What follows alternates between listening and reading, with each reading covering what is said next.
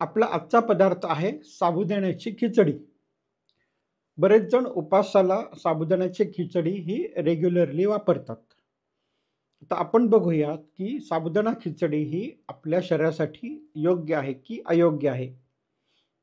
तर साबुदाणा जो बनतो, तो एक कंद असतो, जो साधारणतः केरळमध्ये मोठ्या प्रमाणात पिकतो आणि त्या कंदापासून कंद म्हणजे जमिनीत असलेलं मूळ असतं ते.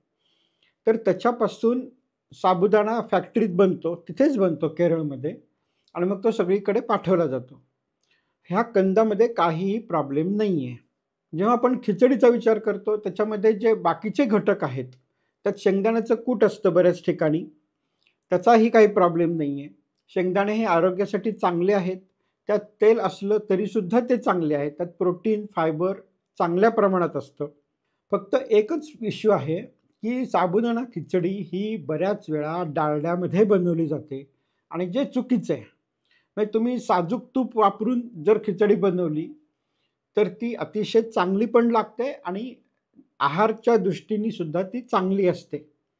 त्याच्यामुळे एक डालडाचा जर पदार्थ आपण बाहेर सोडला, तर साबुदाणा खिचडी खायला काहीही प्रॉब्लेम नाही आहे आणि मी ह्याला रेटिंग देतो आहे 5 पैकी 4.